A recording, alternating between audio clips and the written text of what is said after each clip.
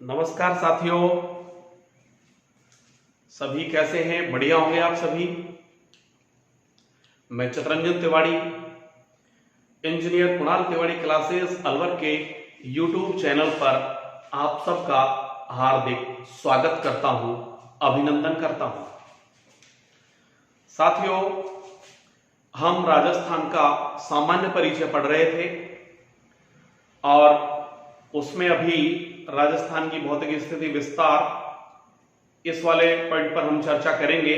लेकिन इसी बीच काफी सारे स्टूडेंट्स लगातार मैसेज करके बोल रहे थे कि सर एक बार संभागीय व्यवस्था करा दीजिए पहले। तो साथियों, आपकी डिमांड पर मैं संभागीय व्यवस्था का टॉपिक आज आपके लिए लेकर के आया हूं। जैसे ये टॉपिक 2 क्लासों में हमारा खत्म हो जाएगा तो इसके ठीक बाद वापस से हम वही, ये भी सही मायने में सामान्य परिचय का ही हिस्सा है। तो संभागीय व्यवस्था के ठीक बाद हम फिर वही उसी स्टेप पर हम वही अक्षांश देशांतर राजस्थान की जो आपके आकृति है और इन सब पर चर्चा करेंगे। राजस्थान का समय मानक है। तो आज हम आपके लिए जो टॉपिक लेकर के आए हैं वो लेकर के आए संभागीय व्यवस्था। तो मित्रों, संभागीय व्यवस्था की जब हम बात करें तो इसकी शुरुआत कब हुई, किसने की, भारत में शुरुआत कब हुई, इन सब चीजों पर हम चर्चा करने वाले हैं। आप पता है कि सबसे पहला प्रश्न जब हम संभागीय व्यवस्था पढ़ते हैं तो यही आता है कि आखिर इनकी आवश्यकता क्यों पड़ी। तो मित्रों, जब हम हमारे घर का प्रशासन चलाते हैं और उसी को चलाने के लिए हम हमारे कार्यों को टुकड़ों में बांट लेते हैं, तब जाकर के बड़ी मुश्किल से मैनेजमेंट चल पाता है। तो ये तो पूरे राज्य के प्रशासन की बात हो रही है।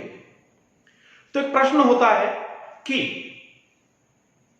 जिला और जो राज्य मुख्यालय हैं, इनके बीच एक मध्यस्थ प्राधिकरण के रूप में एक प्रभागीय आयुक्त के पद की रचना भारत में बहुत पहले हो चुकी थी।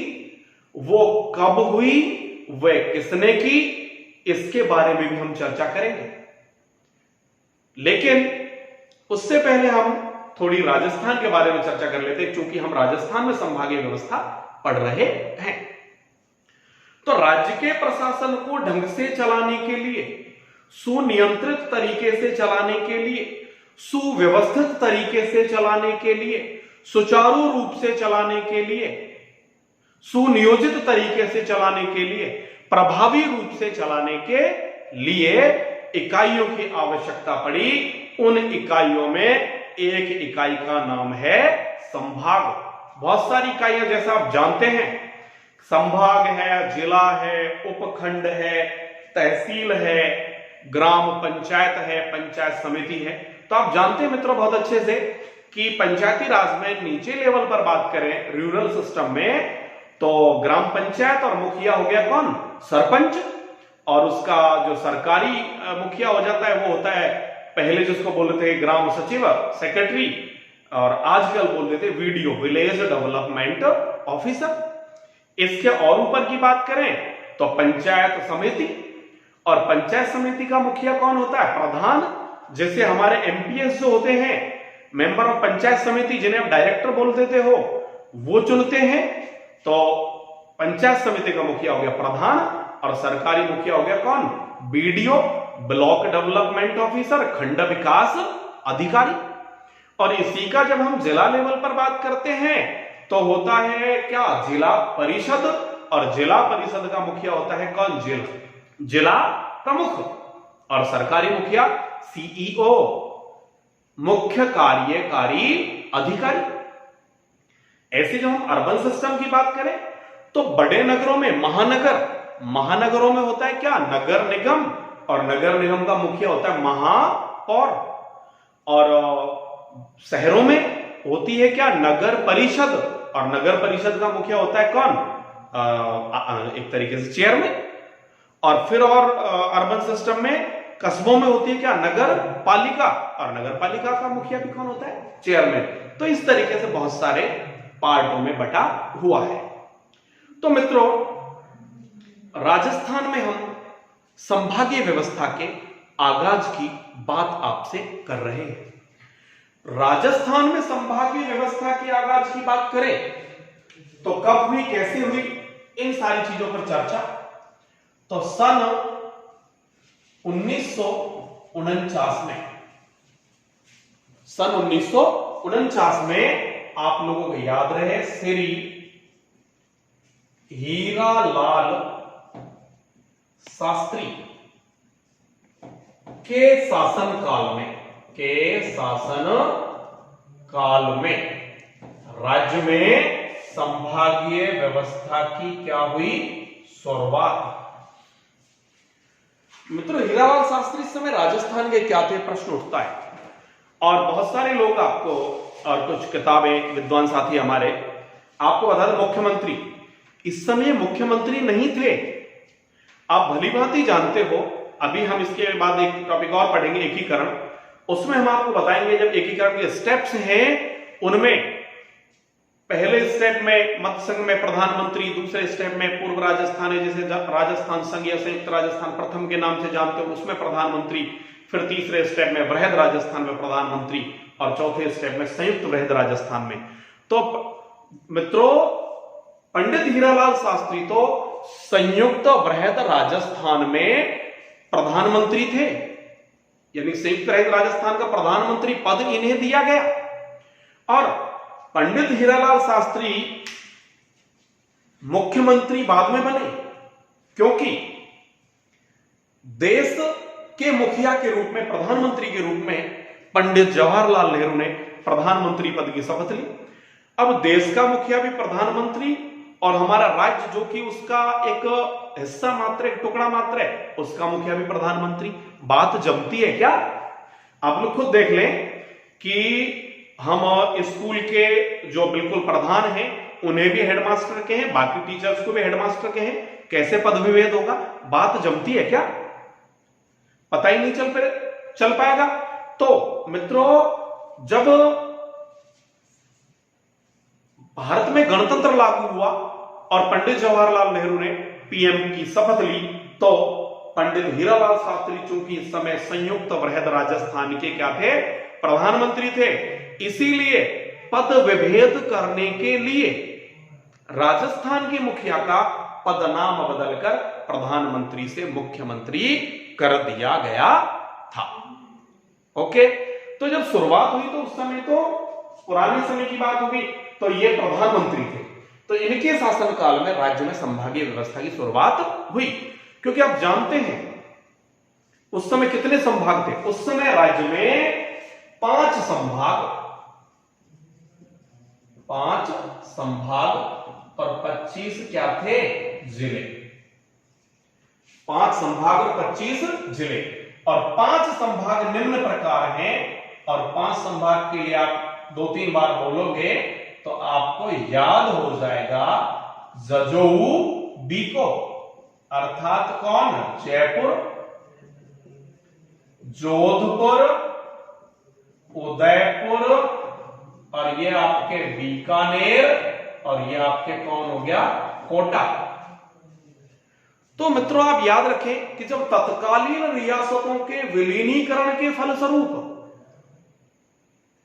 जो नवगठित राजस्थान है, इसमें कुल 25 जिले बनाए गए, जिन पर एक तरीके से प्रभावी नियंत्रण या सुचारू रूप से इनका प्रशासन चलाने के लिए, प्रशासनिक समन्वय के लिए, सुनियंत्रित ढंग से प्रशासन चलाने के लिए 5 संभाग कार्यालय स्थापित किए, और वो 5 संभाग कार्यालय इस प्रकार हैं।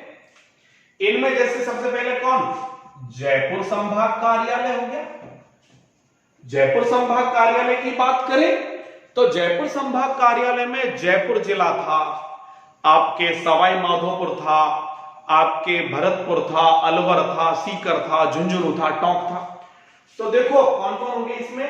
एक तो हो गया आपके कौन? जयपुर, एक नीचे से देखें तो सवाई माधोपुर, एक हो गया कौन? भरतपुर, और एक हो गया कौन? आपके अलवर, और अलवर के बाद कौन हो गया? आपके झुंझुनू देख लो आप, सीकर, सीकर, और सीकर के बाद कौन हो गया, झुंझुनू। 1 2 3 4 5 6 और एक हो गया आपके कौन मित्रों, टोंक। तो इस तरीके से शुरुआती समय में ये जयपुर संभाग के अंतर्गत 7 जिले आया करते थे। दूसरा हो गया आपके कौन सा संभाग, जोधपुर संभाग। तो जोधपुर संभाग की बात करें तो इसके अंतर्गत कौन थे, एक स्वयं जोधपुर था, एक मित्रों कौन था, जैसलमेर था, और एक जैसे ही कौन था, जालौर था। तो एक कौन हो गया, जालौर। एक कौन हो गया इसमें, बाड़मेर।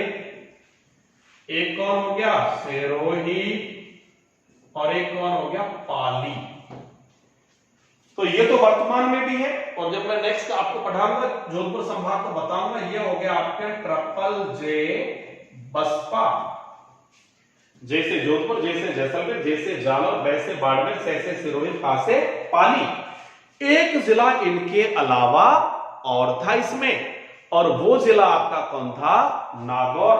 तो इस तरीके से एक जिला और कौन हो गया आपके, नागौर। तो इसमें भी वही 7 जिले हो गए। जोधपुर संभाग के बाद कौन हो गया आपके, उदयपुर संभाग उस समय। और उदयपुर संभाग की जब हम बात करते हैं मित्रों, तो उदयपुर संभाग में कितने जिले थे, उदयपुर संभाग में उस समय तो उदयपुर था, एक चित्तौड़गढ़ था, एक डूंगरपुर था, एक बांसवाड़ा था, एक भीलवाड़ा था। तो देखा कौन कौन हो गए उदयपुर संभाग में, उदयपुर स्वयं हो गया, एक कौन हो गया इसमें, चित्तौड़गढ़ हो गया, एक कौन हो गया, डूंगरपुर हो गया, एक कौन हो गया, बांसवाड़ा हो गया, और एक कौन हो गया, भीलवाड़ा। 1 2 3 4 5। तो उदयपुर हो गया, चित्तौड़गढ़ हो गया, डूंगरपुर हो गया, बांसवाड़ा हो गया, भीलवाड़ा हो गया।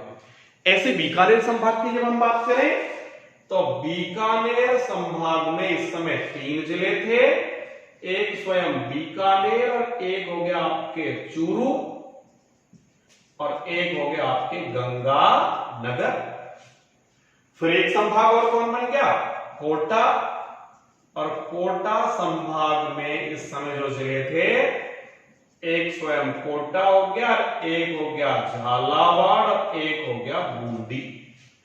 तो कोटा, झालावाड़ और कौन हो गया, बूंदी। ये याद होना चाहिए आपको।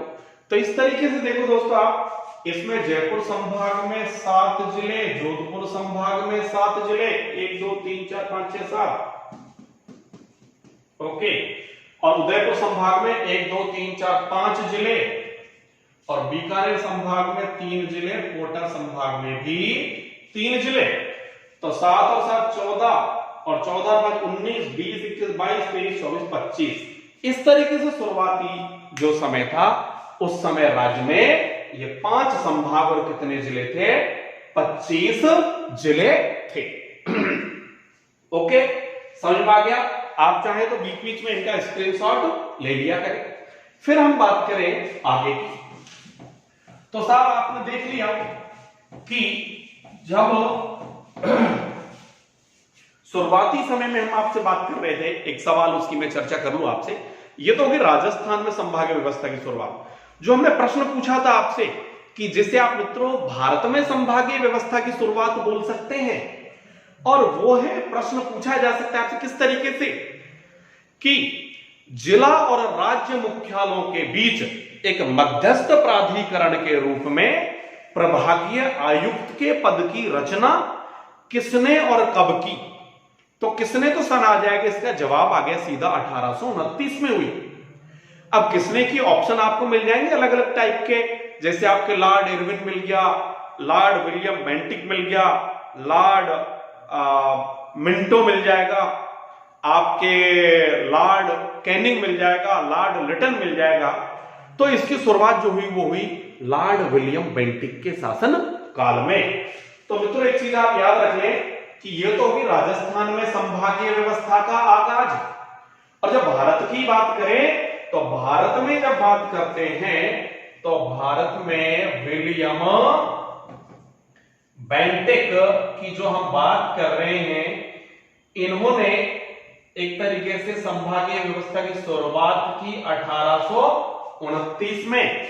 तो जवाब मिल गया आपको कि एक मध्यस्थ प्राधिकरण के रूप में प्रभागीय आयुक्त के पद की रचना किसने की? तो लॉर्ड विलियम बेंटिक ने। कब की? 1829 में। ओके, तो यहां तक आपको समझ में आ गया होगा। अब हम बात करें कि साहब तब से लेकर संभागीय व्यवस्था चली, बीच में टूटी। तो इस कड़ी में जब आप देखते हैं कि 1 नवंबर 1956 को राजस्थान का एकीकरण पूर्ण हो गया। और राजस्थान के एकीकरण में पूर्ण होने पर एक नई रियासत कह लो, नया राज्य कह लो, अजमेर, मेरवाड़ा, तो इसको मिला दिया गया। और अजमेर को जब मिलाया गया तो उस समय अजमेर को जयपुर संभाग के अधीन रखा गया और इसी दिन अजमेर को 26वां जिला भी बनाया गया। तो साथियों याद रहे, 1 नवंबर को जब राजस्थान का एकीकरण पूर्ण हुआ तो जो अजमेर है, अजमेर राजस्थान का 26वां क्या बन गया? जिला। और इस अजमेर को कौन से संभाग के अधीन रखा गया? जयपुर संभाग के अधीन। और साथ में एक नई चीज और याद रहे आपको कि ये जो जयपुर संभाग है, इस जयपुर संभाग का नाम बदलकर क्या कर दिया गया? अजमेर संभाग।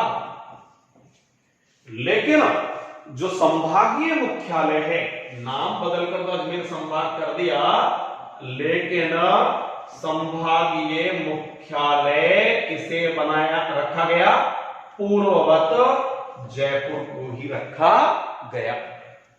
तो इतना आपको समझ में आ गया होगा। फिर आप बात करें आगे की, तो आगे की बात आप देखेंगे कि अप्रैल 1962 में, यह बात होगी सन 1949 की, उसके बाद की कुछ बातें होगी। फिर हम बात करते हैं कब की? अप्रैल 1962 की।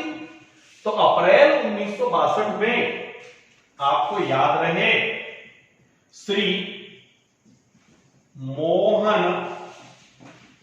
लाल सुखाड़िया के शासनकाल में या मुख्य मंत्रित्व काल में, एक ही बात है, संभागीय व्यवस्था को क्या किया गया? बंद कर दिया गया। क्या कर दिया गया? बंद। ये बोलते थे वन मैन आर्मी, अहम ब्रह्मास्मि, मैं ही भाई जो कुछ हूं और किसी की बात नहीं मानेंगे। और इन्होंने राजस्थान में सबसे लंबे समय तक मुख्यमंत्री के पद पर काबिज रहे। अभी तक यह कीर्तिमान इन्हीं के नाम ही है। और इनका शासनकाल रहा मित्रों 13 नवंबर 1954 से 9 जुलाई 1971। तो शासनकाल क्या है इनका? 13 नवंबर 1954 से 9 जुलाई 1971। लंबे समय तक शासन किया है। और इन्होंने संभागीय व्यवस्था को क्या कर दिया? बंद कर दिया।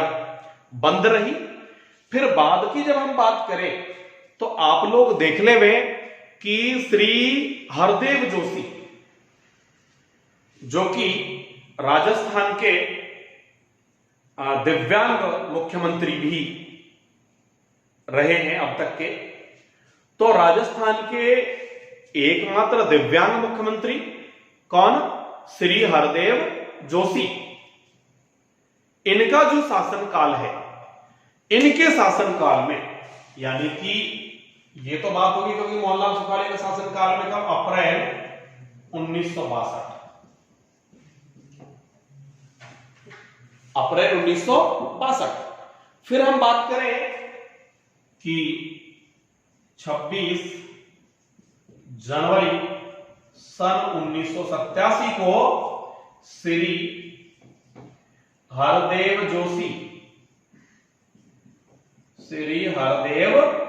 जोशी जी का जो शासनकाल है, इसमें संभागीय व्यवस्था को पुनः शुरू किया गया। और इस समय एक संभाग और बना दिया, और वो संभाग कौन था? अजमेर। तो एक संभाग और बन गया है, कौन? अजमेर। क्लियर होगी बात?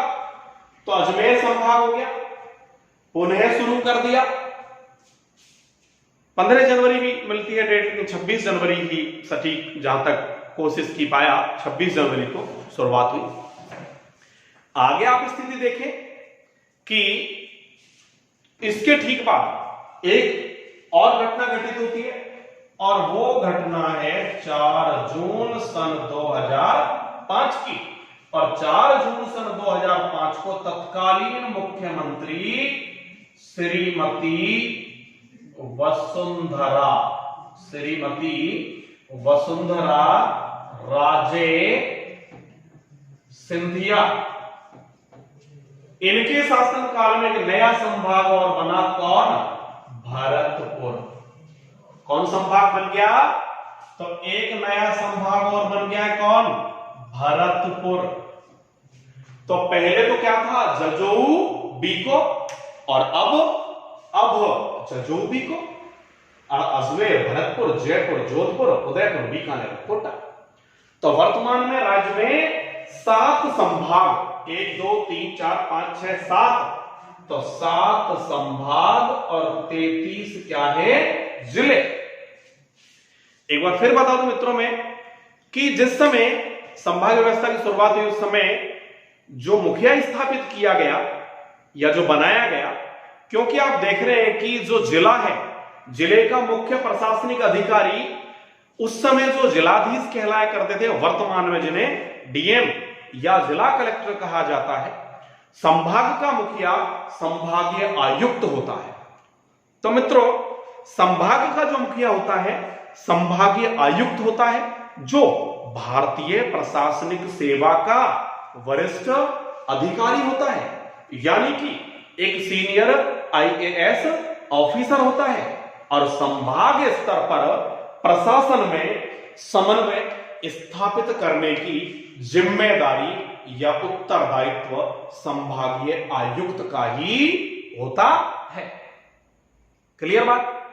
संभाग स्तर पर प्रशासन में समन्वय स्थापित करने की जिम्मेदारी किसका होता है? संभागीय आयुक्त का। इतनी चीज आपको समझ में आ जानी चाहिए। और आपके हीरालाल शास्त्री ने कब प्रधानमंत्री पद की शपथ ली? तो ये इन्होंने 7 अप्रैल 1949 को ली।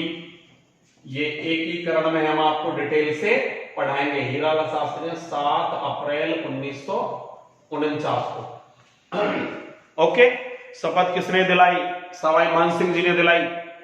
तो इनकी चर्चा डिटेल से हम उस समय करेंगे। अब हम पढ़ते हैं राज्य का संभागवार विवरण। तो आपको पता चल गया 7 संभाग क्या स्थिति है। अब हम बात करते हैं एक एक संभाग की, अर्थात राज्य का संभागवार विवरण।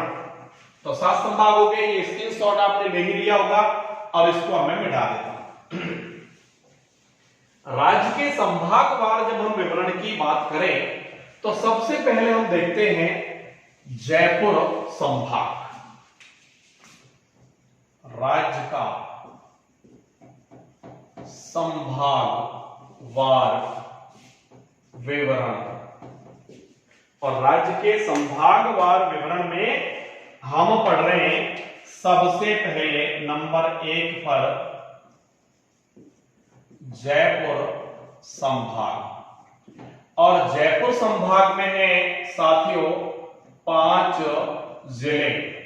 और इनको याद करने के लिए छोटी सी ट्रिक आप याद रखें कि रुकना नहीं है भाई कहीं भी, नॉन स्टॉप।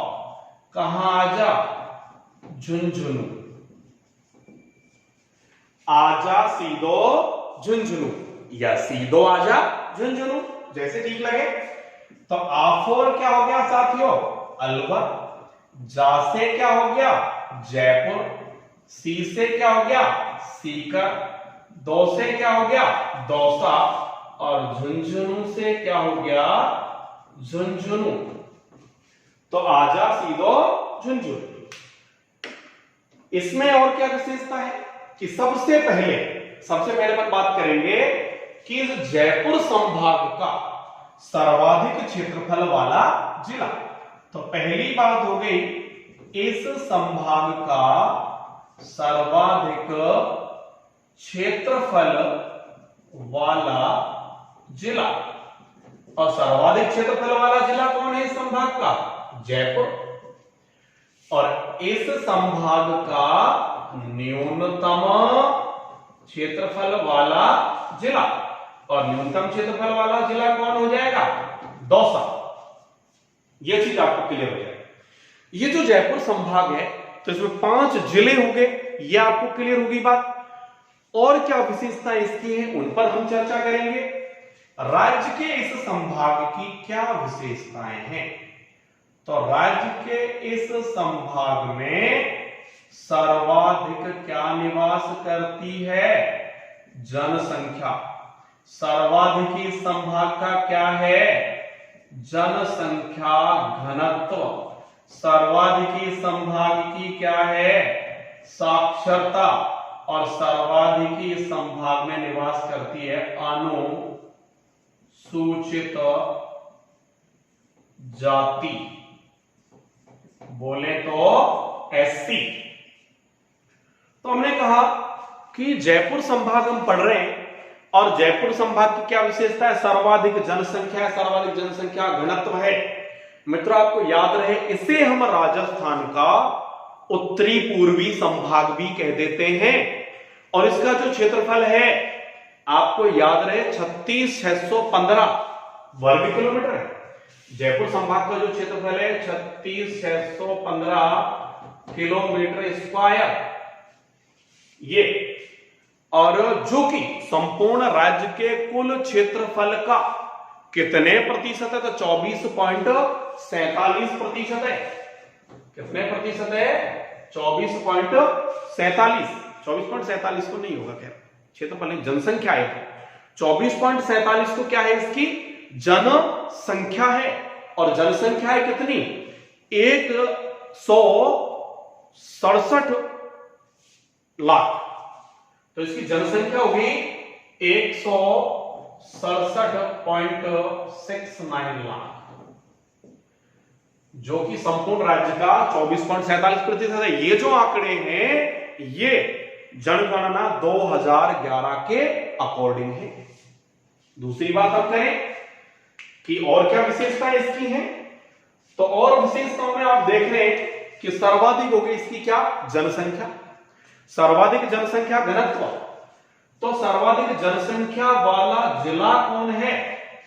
आपको संभाग तो पता चल गया, साथ में हम बात कर लेते हैं किनकी? जिले की, कि जो जिले में विशेषता नजर आई वो अपन देख लेंगे। तो सर्वाधिक जनसंख्या वाला जिला भी कौन है? जयपुर है। और सर्वाधिक जनसंख्या घनत्व वाला जिला भी कौन है? ये भी जयपुर है। तो सर्वाधिक जनसंख्या घनत्व वाला जिला कौन हो गया? जयपुर।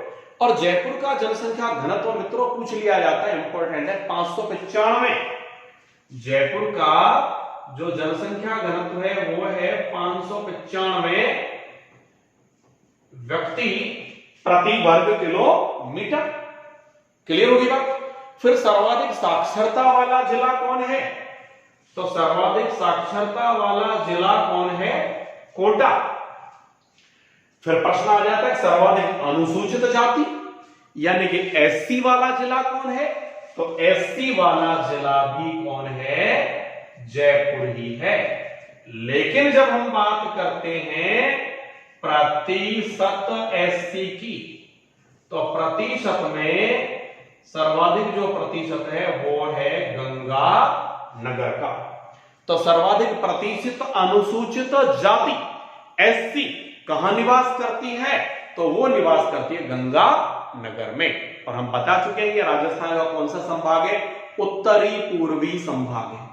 अब साथ में जिलों की चर्चा क्यों कर रहा हूं? बहुत काम आने वाली है चीजें।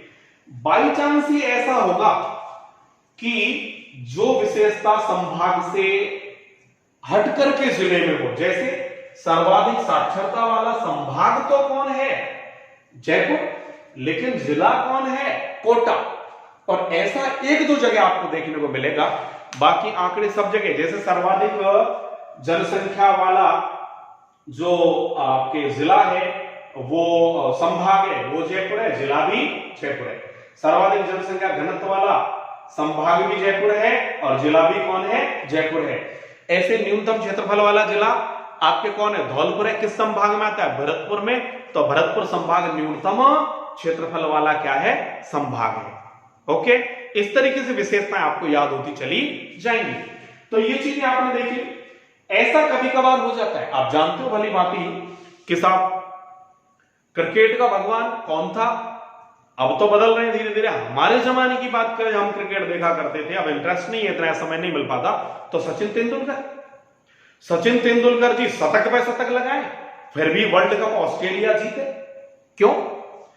क्योंकि सब अकेले तो खेलने में माहिर हैं, लेकिन और जो साथी लोग हैं वो इतने माहिर नहीं थे। वहां सभी लोग अच्छे प्लेयर थे ऑस्ट्रेलिया के। तो मित्रों, जयपुर के साथ जो जोड़ी है वो जोड़ी है अलवर, जयपुर, सीकर, दौसा, झुंझुनू, जो कि राजस्थान के शिक्षा की दृष्टि से अग्रणी जिलों में आते हैं। आप जानते हैं भली भांति। तो ये ऑलराउंडर हैं सारे। जबकि कोटा संभाग की बात करें तो कोटा अकेला तो बहुत बढ़िया है, सचिन तेंदुलकर है, धुआंधार पड़ता है सब।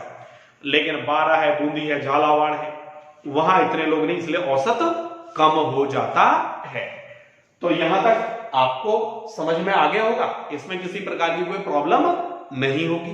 तो ये हो गया मित्रों आपका कौन सा संभाग, जयपुर संभाग। आप बीच बीच में जैसे ही पूरा हो तो आप स्क्रीनशॉट लेते रहेंगे। फिर हम दूसरे संभाग की जब बात करें साथियों, तो दूसरा संभाग ले लो आप, जोधपुर संभाग। जोधपुर संभाग जिसका अधिकांश जो हिस्सा है, अधिकांश हिस्सा जोधपुर संभाग का मरुस्थल में है, इसीलिए हम इसे मरुस्थलीय संभाग भी कह देते हैं। और अलग बात करें इसकी, यह राजस्थान का पश्चिमी संभाग भी है। कौन सा संभाग है, पश्चिमी संभाग। और इसमें जिले कितने हो जाएंगे, 6, और 6 जिले हो जाएंगे इसके ट्रिपल जे बसपा। एक जैसे क्या है मित्रों, जोधपुर है। दूसरे जैसे क्या है, जैसलमेर है।